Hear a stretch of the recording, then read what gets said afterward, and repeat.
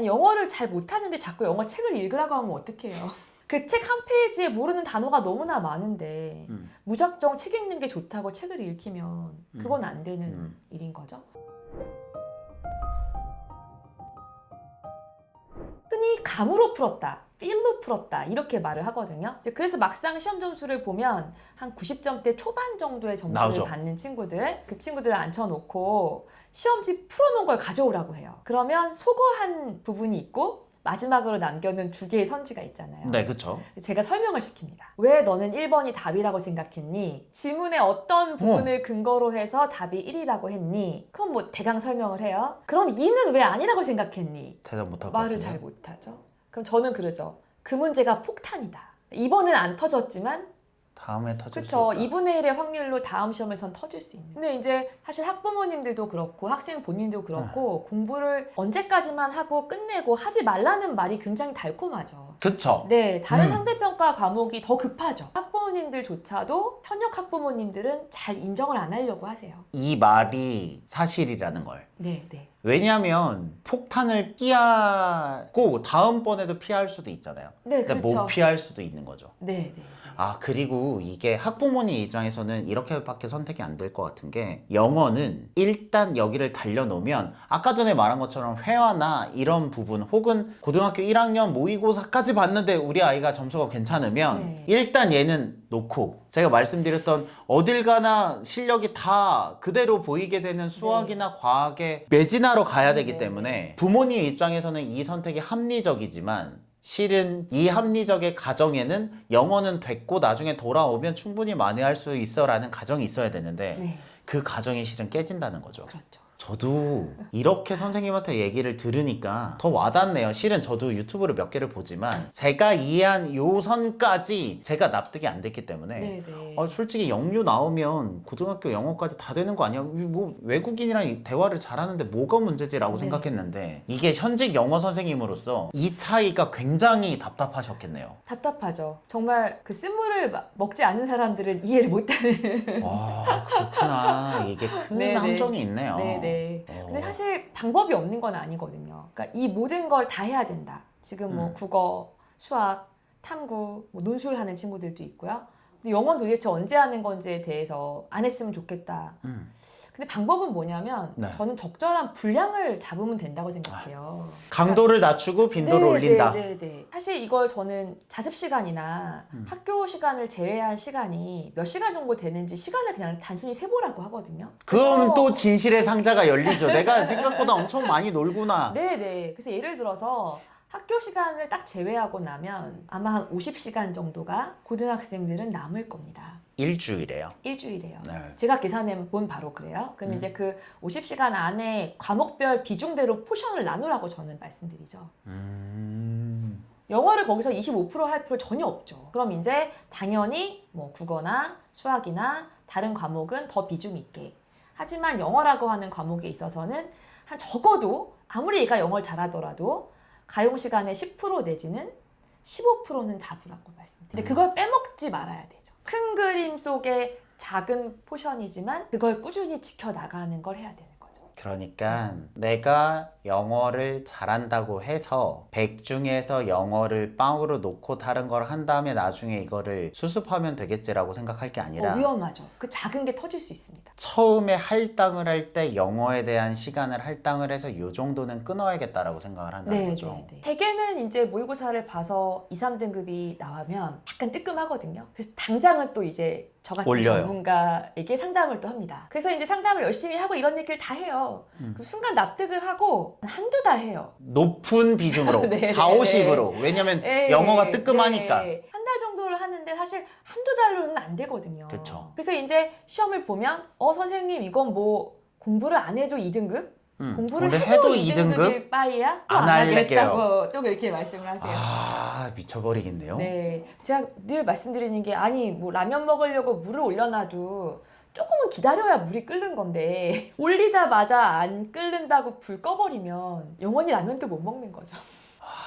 그러한 관점에서 네네. 영어에 대한 비중이 줄어드는 시기가 있다. 그거는 어쩔 수 없는 부분이고 네. 예전에 많이 해놓은 걸로 살아남을 수 있기 때문인데 자칫 잘못하면 내가 처음에 받았던 2, 3등급의 등급이 고3까지 계속 등급으로 따라갈 수 있다는 거네요. 그럼요. 네네. 문제는 어려워지고 또 이제 현역 친구들은 제가 가르치는 학생들처럼 재수, 엔수하는 친구들과는 또 경쟁이 안 됩니다. 이제 쓴물을 한번 먹었으니까. 네. 그리고 현역 친구들은 내신 열심히 해야 되잖아요. 네. 1년에 4번이라는 내신의 기간이 있는데 내신 공부는 지문을 주세요, 학교에서. 이제 그런 다음에 그 지문을 변형하는 형태로 문제가 많이 나오더라고요. 다 외워야 되죠. 그러니까 다 외워서 일단 들어가는 시험이 되는 거고요. 수능은 이제 EBS 직접 연계가 없어요. 작년부터 직접 연계가 완전 사라졌기 때문에 모든 지문은 시험장에서 처음 보는 지문인 거죠. 아, 그렇죠. 네. 그럼 이제 뭔가를 달달 외워서 학교 시험 정도를 잘 본 학생들은 수능 시험을 잘 보기가 좀 어렵죠. 처음 보는 질문이니까. 네네. 그런데 이제 재수나 애수 하는 친구들은 이제 내신은 버렸잖아요. 네, 다 끝난 거잖아요. 그럼 이 친구들은 수능 공부를 그래도 한단 말이죠. 그렇죠. 1년을. 네, 모의고사 횟수도 너무 차이가 나요. 고3 학생들은 뭐 학평, 또 평가원 시험을 포함해서 1년에 한 6번 정도의 전체 모의고사를 보는데 재수나 엔수를 하는 친구들은 수능 모의고사만 2, 30회를 봐요. 그런 경험에서 차이가 있기 때문에 네네. 현역이 실질적으로 영어, 특히 수능 영어에서 좋은 성적을 거두기가 확률상 재수생보다는 낫다. 네, 그러니까 반드시 현역 학생들은 시간은 작게 하는 게 저도 납득이 돼요. 하지만 작게 하니까 본인한테 꼭 필요한 걸로 꼬박꼬박 해야죠. 네. 이게 약간 결국 아무거나 하면 안 됩니다. 기승전 습관으로 귀속이 되네요. 그럼 네네. 이 똑같은 그 비중을 줄여서 끝까지 가야 됩니다가 초등학생과 중학생들에게도 통용되는 거겠죠. 당연하죠. 제가 학생들 진로를 생각하면서 이제 입시 지도를 하다 보면 초등학교 때부터 성인이 된 다음에도 우리는 항상 멀티태스킹을 하잖아요. 그렇죠. 그럼 그 멀티태스킹을 어느 정도로 포션을 나눠서 잘 올가나이징을 해서 꾸준히 돌리느냐가 관건이더라고요. 선생님 약간 저랑 제가 모시는 선생님들은 저랑 네. 스타일이 비슷합니다. 저는 네. 시스템 성애자주의거든요. 네. 그래서 제가 사실 고대현 선생님의 유튜브를 맨 처음에 봤을 때도 저는 무릎을 몇 번 쳤는지 모르겠어요. 비슷하구나. 네네. 저는 시스템의 힘으로 사람의 실력이 성장한다고 생각하거든요. 네. 그래서 뭐 옷을 사는 거, 필기구를 잡는 거, 내가 공부하는 시간, 내가 쓰고 있는 장비, 그 모든 걸 다 일률적으로 맞춰 놓고 그 안에서 한계를 올리면서 시스템의 관점에서 접근을 해야 된다고 생각을 하는데 네네. 영어가 그 영유나 초등학교 정해할 때 왕창했다가 중간에 로스가 생기면서 이게 기량이 잘 안 네. 올라가는 게 네. 일반적인 함정이네요. 그리고 또 하나는 이제 영유를 나왔고 유명한 학원으로 가야 되잖아요. 가야죠. 근데 사실 영유 나왔다고 해서 초등 유명한 학원으로 다 합격이 되는 건 아니에요. 그렇죠. 그 학원에 가더라도 그 탑반이 있잖아요. 탑반에 들어가지 못했을 때는 또 그 학부모님들의 자존심이 엄청난 스크래치를. 가기 때문에 네, 그때는 네. 엄청 하다가 네, 근데 그래서 이제 아이가 좀 질리게 되는 경우가 있어요. 그러니까 그쵸. 영유 나왔다고 무조건 영어에 흥미를 가지는 게 아니고 항상 스트레스를 받는 거죠. 초반에 그 영어에 집중하는 시기도 학생이 받아들일 수 있는 텐션보다 너무 높아버리면 기본적으로 이게 다 스트레스이기 때문에 네. 그 뒤가 유연하게 대응이 안 될 수도 있겠네요. 한창 영어 공부를 할 때도 그 학생의 최대치를 고려해서 한계를 넘지 않도록 공부를 하는 게 중요하다. 네, 그렇습니다. 어린 시절부터 너무 푸시하는 거 좋지 않은 것 같아요. 그러니까 제가 영어 유치원 자체에 대해서 조금 걱정을 하는 부분이 뭐냐면 아이들이 유치원 가서 뭘 배우고 오는 걸로 끝나지 않고요. 네. 숙제를 좀 많이 주시더라고요. 저도 영어 유치원 상담을 가봤습니다. 그죠. 직접 가르칠 수 없으니. 그래서 사실 저희 아이 보내질 못했어요. 왜냐하면 저는 워킹맘이기 때문에 그 숙제를 다 감당해줄 자신이 없더라고요. 그쵸. 그러니까 뭐 사실 가자마자 아주 어린 학생들은 뭐 알파벳 쓰기 이런 것부터 하긴 하는데 한 6세 반 정도만 돼도 프레젠테이션을 영어로 시키는데 그 학생 그럼 스크립트는 어떻게 쓰죠? 그거 다 뒤에서 도와줘야 되는 네, 그건 어머님이나 아니면 속칭 새끼 선생님 붙이는 경우 많아요. 그렇게 해서 실은 부모님이나 어른들이 고생해서 되면 좋은데 네. 그 모든 게 학생에게는 프레셔로 올 수 있기 때문에 네. 실은 좋다 나쁘다를 떠나서 로드가 더 걸릴 수 있다라는 걸 염두에 두신다면 네. 훨씬 보내시는 데 도움이 될 거라는 말씀이시죠? 엄마 숙제 각오하셔야 합니다. 아, 그렇군요. 네네. 그럼 마지막으로 영어 때문에 고민을 하고 계시는 초등학생 혹은 중학생 학부모님들에게 하고 싶은 말씀이 있다면 어떤 거 있을까요? 저는 시기에 맞는 공부, 시기에 맞는 목표를 세우시라고 말씀드리고 싶어요. 일맥상통하네요. 네네. 일단 초등학교 때는 유창성 위주로 가는 게 맞긴 해요. 하지만 저는 너무 과하지 않게 했으면 좋겠다. 그러니까 아까 발음 같은 경우도 그렇죠. 원어민스러워야 된다. 사실 저도 발음이 그렇게 원어민스럽진 않고요. 저의 친구들도 오히려 외국 생활을 많이 한 친구들보다는 그냥 일을 잘하는 친구가 외국 나가서 일을 합니다. 발음이 좋다고 중요한 건 전혀 아닌 것 같고요. 자, 그래서 이 친구가 정말 뭐 DVD 보고 뭐 따라하는 걸 좋아해서 영어의 발음이 좋아질 수 있는 친구는 그렇게 기르는 게 맞죠. 좋아서 나쁠 건 없으니까. 나쁠 건 없습니다. 근데 우리 아이는 좋다는데 보냈더니 적응을 잘 못한다. 숙제를 하기가 좀 버겁다.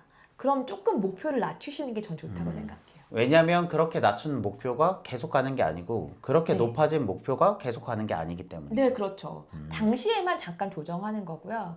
전 사실 공부는 늘어가는 맛이라고 생각하거든요.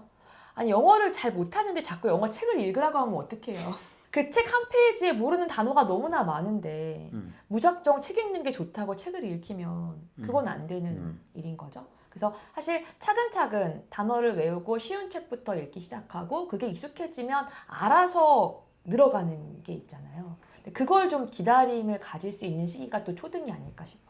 이게 저희 선생님끼리 얘기를 하면 물론 제가 모시고 이야기를 나누는 사람이 좀 더 제 스타일이긴 합니다. 만 기본적으로는 가르쳐 보면 몇백 명, 몇천 명을 가르쳐 보면 이런 결론으로 갈 수밖에 없다라고 네네. 저는 변함없이 생각하고 있습니다. 근데 중등 가서는 이제 입시를 생각하신다면 너무 내신만 따지지는 마시고요. 고등학교 준비를 좀 미리 하시는 게 맞죠. 고등학교 네네. 준비는 그럼 어떻게 해요? 그러니까 어휘책을 읽힐 때 저는 고등 어휘 책들이 많이 있잖아요. 한 번 외우는 걸로 된다고 생각하지 않거든요. 약간 손때를 묻혀서 고등 어휘가 적응이 될 네. 때까지 에너지를 좀 미리 배분을 한다. 그래서 여러 번 외울 수 있도록 저는 한 책 뽀개기라고 하죠. 너무 중요하다고 생각해요. 그러니까 맨 처음에 그 책을 볼 때는 표제어 중심밖에 안 보이거든요. 근데 두 번째 읽을 때는 잊어버린 단어를 한 번 더 보게 되면서 그 옆에 있는 두 번째 의미를 또 보게 되는 거고요. 또 세 번째 보면 세 번째 볼 때 보이는 게 또 따로 있는 거고요. 그러니까 어떤 단어 하나를 완전히 안다라고 하는 건 그 단어에 대한 인풋이 여러 번 있어야지 되는 거죠. 그렇죠. 그러니까 그렇게 단어책을 뭐 한두 권 정도를 무조건 뗄 수 있도록 중등에 해주시고, 그리고 중등 때는 특히 고등학교 때 교과 생각하고 계신 어머님들이시라면 반드시 문법을 좀 빠삭하게 해줘야 되는데 문법도 한 번으로는 안 됩니다. 그러니까 너무 여러 개를 하려고 하지 마시고요. 문법을 치중할 때라면 문법만큼은 그냥 차분하게 여러 번 돌릴 수 있게 해주시고요. 그리고 역시 서술형이죠. 내신은 쓰는 연습 많이 할 수 있게끔 중등에서 준비해야 합니다. 뭔가 기승전 다 해야 될 것 같긴 하지만 네네네. 핵심은 어쨌든 영어도 노력을 들여서 따로 공부를 해야 되는 과목인 게 맞고 네. 자연스럽게 되는 건 한계가 있으니 계획을 가지고 열심히 해야 된다라는 네네, 말씀인 네. 것 같습니다. 맞습니다. 아, 이게 저도 들으면서 많이 배우는 게 있는데요. 앞으로도 약간 수학이 아닌 다른 영역의 선생님들을 모시고 들으면 아마 학부모님의 입장에서 저도 잘 모르기 때문에 제가 하는 질문들이 실제로 어머니들이 느끼시는 질문과 유사할 수 있을 거라고 생각합니다. 네네. 네, 오늘 나와주셔서 감사하고요. 다음에 또 좋은 내용으로 찾아뵙겠습니다. 여러분들의 교육을 응원합니다. 저희들은 대치동 캐슬이었습니다. 감사합니다.